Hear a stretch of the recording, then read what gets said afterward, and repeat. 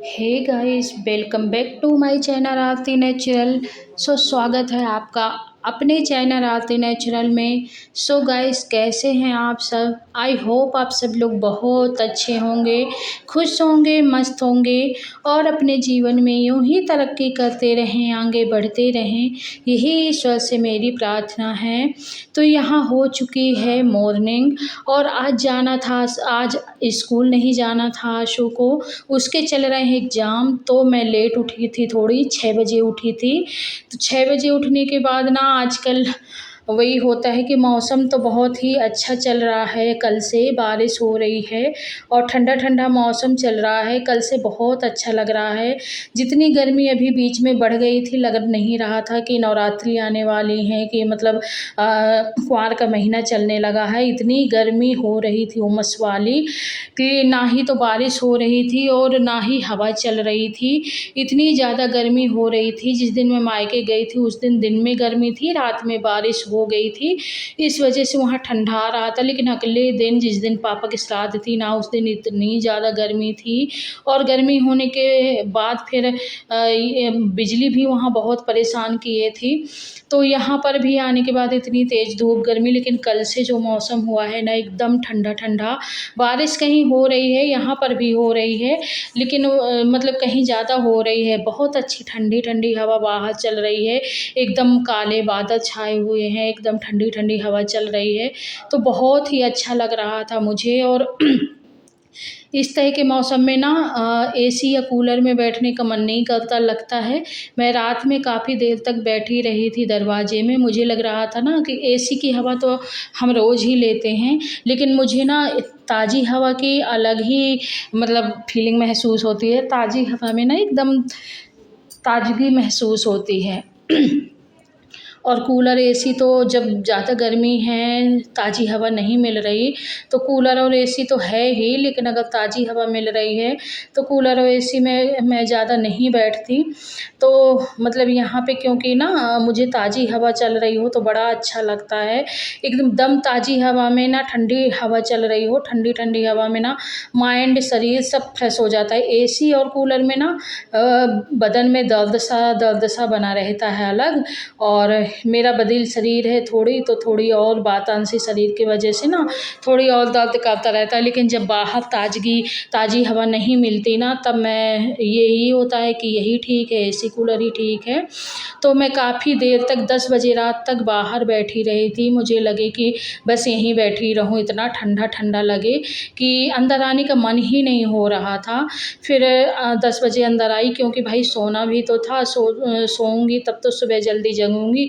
अगर 12 बजे तक मैं दरवाजे में बैठूँगी तो पहली बात तो औरतों का 12 बजे तक बैठना बाहर अच्छा नहीं लगता तो रात में। और दूसरी बात ये कि हाँ, सुबह भी तो जगना होता है, सुबह से काम तो हम औरतों को होता ही है। तो झाड़ू लगाने के बाद मैं आ गई थी किचन में। और किचन में जितने रात के बर्तन डले थे ना, इस समय मैं रात में धुल नहीं पा रही, किसी दिन धुल लेती हूँ, नहीं धुल नहीं पा रही क्योंकि बेटी के चल रहे हैं एग्ज़ाम। और उसको मतलब ये नहीं रहता, जिस दिन छुट्टी हुई तो यही होता है कि स्कूल नहीं जाना है।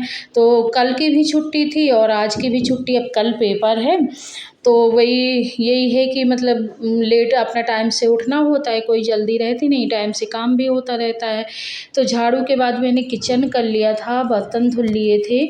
और बर्तन धुलने के बाद सारे बर्तन जब धुल चुके थे, और आज तो मैंने डलिया में रखा, वैसे ऐसे ही रख देती हूँ।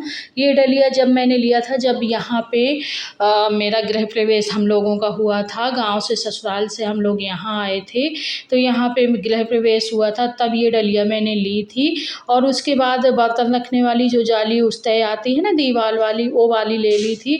तो ज़्यादातर उसी में बर्तन मेरे रहते हैं। इसमें थोड़ी बहुत जो भारी-भारी बर्तन होते हैं ना, जैसे कुकर है, टट्ठा है और कढ़ाई है, ये बर्तन इसमें जाली में रहते हैं, इसमें रहते हैं डलिया में। और जो थाली है, कटोरी है, ये सारी चीज़ें उस वाली जाल में रहते हैं जो दीवार में हैं।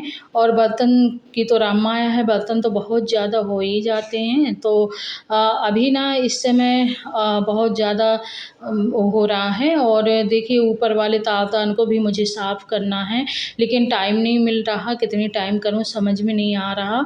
उसके लिए भी मुझे टाइम टाइम निकालना है, क्योंकि वहाँ पर भी बिखरा हुआ सारा सामान पड़ा है ना, तो तावदान से निकाल के सारा सामान सेट करके रखूँ। तो बस वही होता है कि हाँ कर लूँगी, फिर टाइम नहीं मिल पाता है। और इस समय गर्मी, ठंडी, बरसात सब एक साथ मिक्स हो रहा है ना, किसी दिन ठंडक महसूस होगी, किसी दिन गर्मी। और यहाँ ये रूम बचा था, आंसू सो रही थी, तो इस रूम में मैंने कहा बर्तन धुलने के बाद साफ़ करूँगी। तो इस रूम में आ गई हूँ और यहाँ पे दिख रहा था मुझे थोड़ा-सा जाला लगा हुआ ऊपर, तो उसको मैंने साफ़ किया जाले को, और शीशे के ऊपर जाला लग रहा था और थोड़ी खिड़की के ऊपर, तो मैंने सारे जाले साफ़ किए। और बाद में मुझे याद आया कि आज गुरुवार है, गुरुवार को जाले नहीं साफ़ किए जाते, लेकिन याद ही नहीं था कि आज गुरुवार है। पहले याद नहीं था, जाला छुटाते-छुटाते याद आ गया। और ये ड्रेसिंग में ना काफ़ी सामान फैल चुका था काफ़ी दिनों से, मतलब मैं जब से इधर-उधर गई, मायके गई, फिर गाँव गई, इसी तरह जो जहाँ सामान पाते थे सभी लोग, तो वहीं पे रख दें, कोई सामान सेट से रखे ही नहीं। और मुझे भी इतना टाइम नहीं मिल पा रहा था, तो मैंने कहा फुर्सत रखे रहो, जिसका जहाँ जो मन हो, फुर्सत हो के फिर मैं इसको साफ़ करूँगी। तो आज मैंने सोचा कि इसको भी सेट कर दूँ और इसका सामान भी साइड में करके अच्छे से रख दूँ। तो यहाँ सारा सामान मैंने रख दिया, साफ़ कर रही हूँ।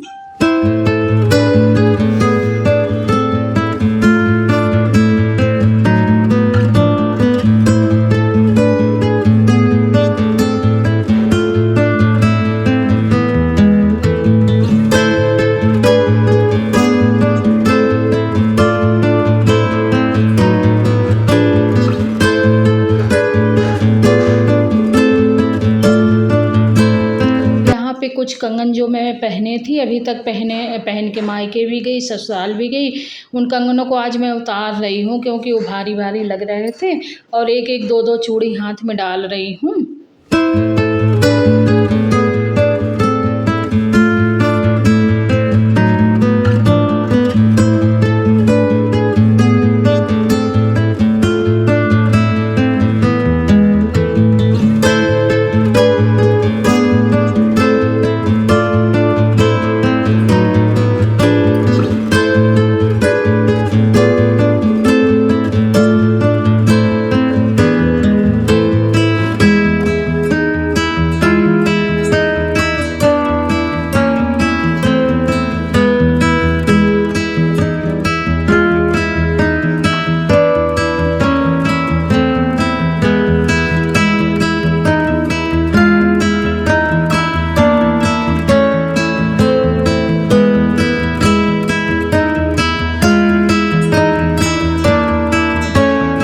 तो यहाँ पे क्लिप भी निकल रही हैं, जो सामान ना फैला रखा था, तो समझ में नहीं आ रहा था।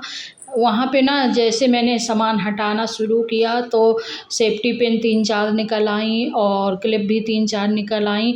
मैंने कहा बताओ, रख देना होता है कहीं और ढूँढना होता है कहीं, फिर मिलती नहीं हैं। और मैंने कहा देखो अभी सेफ्टी पिन भी 4 मिल गईं और क्लिप भी मिल गईं। सभी सामानों के बीच दबी पड़ी रहती हैं, अगर ऐसे ही रख दिया ना तो सभी सामानों के बीच दबी रखी रहती हैं।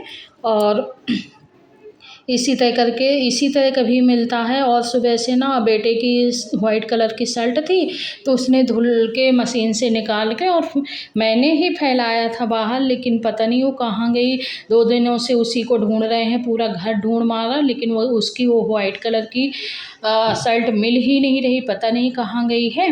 तो यहाँ पे देखिए ड्रेसिंग भी, आप लोगों से बातें करते करते ड्रेसिंग भी साफ़ हो गया, और इसका जो शीशा है वो भी मैं साफ़ कर लूँगी। शीशा भी थोड़ी गंदा हो चुका था, तो उसको भी मैंने पोंछा नहीं था। 5-6 दिनों से ऐसा था, 1 हफ़्ते से कि बस चल रहा था, बस इधर काम करो जल्दी-जल्दी, फिर इधर से उधर भागो, उधर से इधर भागो, तो इसी तरह लगी रही थी। और फिर देखिए काफ़ी सामान है जो नहीं समझ में आ रहा था, फिर इसको ना सब सेट किया, सारा सामान एक साइड किया, और शीशे को भी साफ़ करूँगी। और इस समय ना घुटने में, जोड़ों में ये बदली-अदली होती है ना, तो दर्द हल्का हल्का बना ही रहता है। खैर ये तो ऐसे होता ही रहता है, फिर क्या करें। और मैंने चूड़ी एक रखी थी अपनी गोदी में, और जैसे मैं खड़ी हुई चूड़ी गिर गई और टूट गई। तो उसको समेट के मैं फेंकने गई कि किसी के पैर में या मेरे ही पैर में ना लग जाए, क्योंकि मैं ही इधर हूँ और काम कर रही हूँ, तो किसी के भी लग सकती है और मेरे भी लग सकती है। तो मैंने कहा सबसे पहले काम है कि इसको मैं उठा के उसमें फेंकाऊँ डस्टबिन में, फिर उसके बाद मैं दूसरा काम करूँ। तो फिर उसको फेंक आई हूँ चूड़ी को, और आकर ना मैं शीशा साफ़ करने लगी हूँ। और गाइस ये जो मैक्सी पहन रखी है ना मैंने, ये लास्टिक वाली थी, और इसकी जितनी भी लास्टिक थी पेट की और मतलब पीठ की, वो सारी लास्टिक ढीली हो चुकी है, टूट चुकी हैं। और ये 3 से 4 महीने की मैक्सी हो गई, लेकिन कॉटन में है और बहुत ही आराम देती है, एकदम ढीली ढाली है और कॉटन में है, और तो इसको ना पहन लो तो बड़ा आराम मिलता है। तो इसलिए मैं इसको छोड़ नहीं रही हूँ। बाकी जो है ना, मुझे लगता है गर्मी में तो कम से कम चल ही जाइए, और बहुत ही ढीली है। जो बाकी थी तो उसकी जो लास्टिक थी वो सारी टूट चुकी हैं, पसर गई हैं, तो उसकी वजह से और ढीली ढाली हो गई है।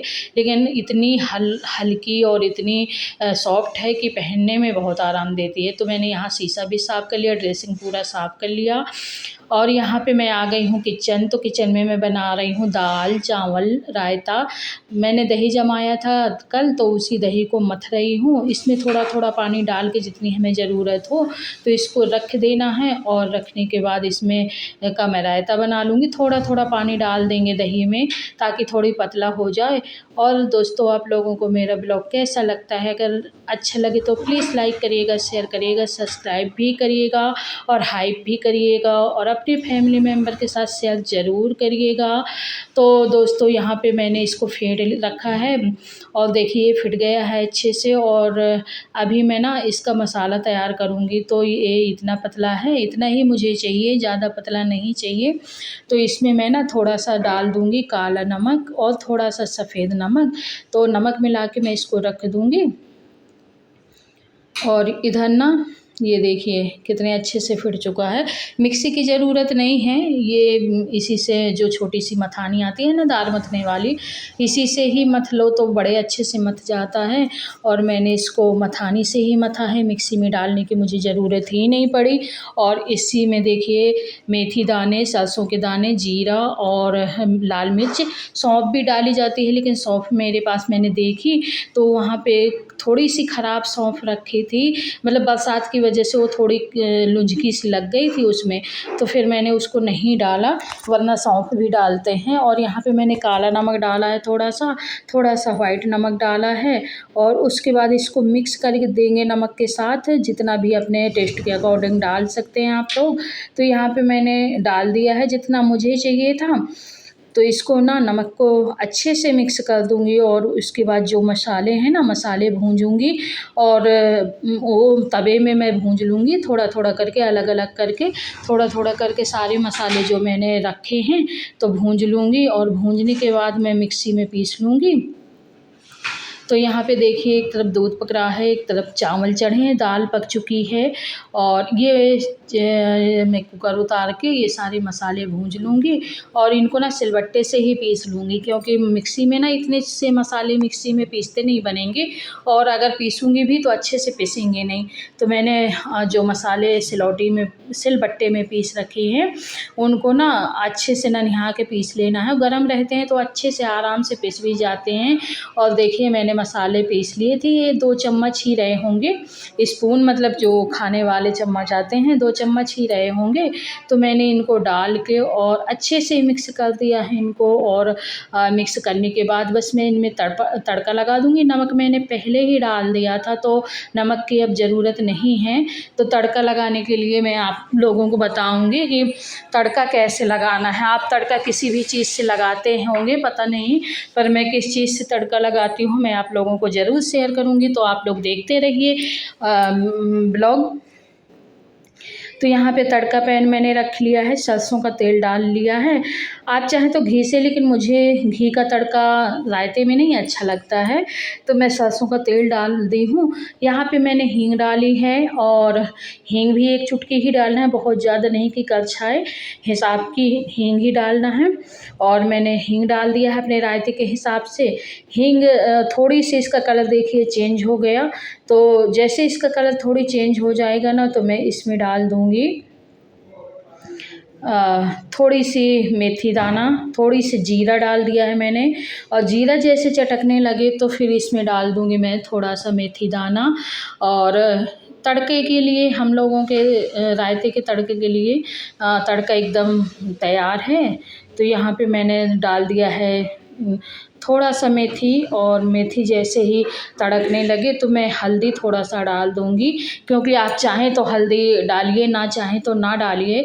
लेकिन हल्दी थोड़ा सा डालने से क्या होता है ना कि रायता का कलर थोड़ी सी चेंज हो जाता है, जो कि मुझे बहुत अच्छा लगता है।